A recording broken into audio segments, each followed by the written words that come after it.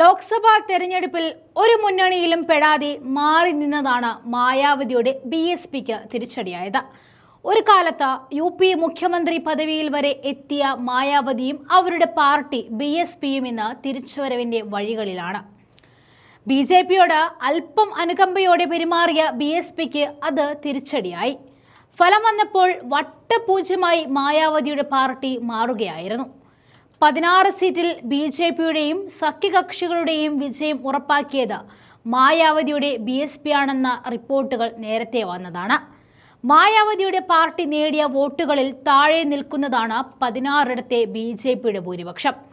അതായത് BSP ആ vote പിടിച്ചില്ലായിരുന്നുവെങ്കിലോ India മുന്നണിക്ക് ഒപ്പമായിരുന്നെങ്കിലും 33ൽ 14 സീറ്റുകൾ കൂടി UPയിൽ BJPക്ക് കൈമോശം വരുമായിരുന്നു എന്നുറപ്പാണ്. ദളിത് മുന്നേറ്റ പാർട്ടി എന്ന നിലയിൽ കാൻഷി റാം എന്ന ബഹുജൻ നായക് കൊണ്ടുവന്ന പാർട്ടിയാണ് ഇന്ന് തീവ്ര സവർണ രാഷ്ട്രീയം പറയുന്ന BJPക്ക് കനത്ത പ്രഹരമേൽക്കേണ്ട സാഹചര്യത്തിൽ നിന്നും അവരെ കാത്തു സംരക്ഷിച്ചതെന്ന് പറയുമ്പോൾ മായാവതിയുടെ ദളിത് രാഷ്ട്രീയം വീണ്ടും ചോദ്യം ചെയ്യപ്പെടുകയാണ്.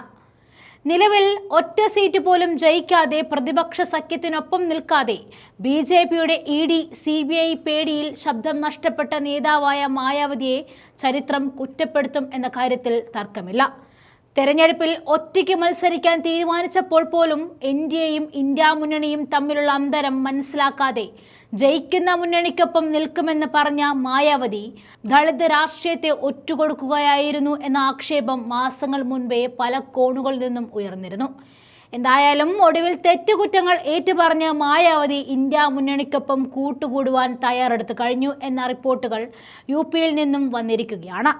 തന്റെ രാഷ്ട്രീയ പിൻഗാമിയായ അനന്തരവൻ ആകാശ് ആനന്ദിനെ മാറ്റി 6 ആഴ്ചകൾക്ക് ശേഷം ആകാശിനെ തന്നെ വീണ്ടും തന്റെ പിൻഗാമിയായും പാർട്ടിയുടെ ദേശീയ കോർഡിനേറ്ററുമായും മായാവതി നിയോഗിച്ചിരുന്നു. BSPയുടെ തോൽവിയെ വിലയിരുത്താൻ വിളിച്ച യോഗത്തിലായിരുന്നു ആകാശിനെ പഴയ സ്ഥാനത്തേക്ക് തിരികെ കൊണ്ടുവരാൻ മായാവതി തീരുമാനിച്ചത്. വലിയ മോദി വിമർശകൻ കൂടിയായ ആകാശ് BSPയുടെ തലപ്പത്തേക്ക് വരുമ്പോൾ BSP ഇന്ത്യ മുന്നണിക്കുള്ളിലേക്ക് വരുമെന്ന് നേരത്തെ തന്നെ ഉറപ്പിച്ചതായിരുന്നു. 2023 ഡിസംബർ 10-നാണ് അനന്തരവൻ ആകാശ് ആനന്ദിനെ മായാവതി തന്റെ രാഷ്ട്രീയ പിന്തുടരവകാശിയായി പ്രഖ്യാപിക്കുന്നത്. പ്രധാനമന്ത്രി നരേന്ദ്രമോദിയെ പ്രത്യക്ഷമായി കടന്നാക്രമിക്കുവാൻ മടിയില്ലാത്ത ആകാശ് BJPയുടെ കണ്ണിലെ കരടായി മാറാൻ അധിക സമയമെടുത്തില്ല. BJPയോട് അടുപ്പം സൂക്ഷിച്ചിരുന്ന മായാവതിക്കും ആനന്ദിന്റെ നിലപാടുകൾ കല്ലുകടിയുണ്ടാക്കി. തുടർന്നായിരുന്നു ലോക്സഭാ തിരഞ്ഞെടുപ്പിനിടെ ആകാശിനെ ചുമതലകളിൽ നിന്നും മാറ്റിയത്. ആകാശിന് പക്വത വന്നിട്ടില്ല എന്നായിരുന്നു അന്ന് മായാവതി പറഞ്ഞ കാരണം.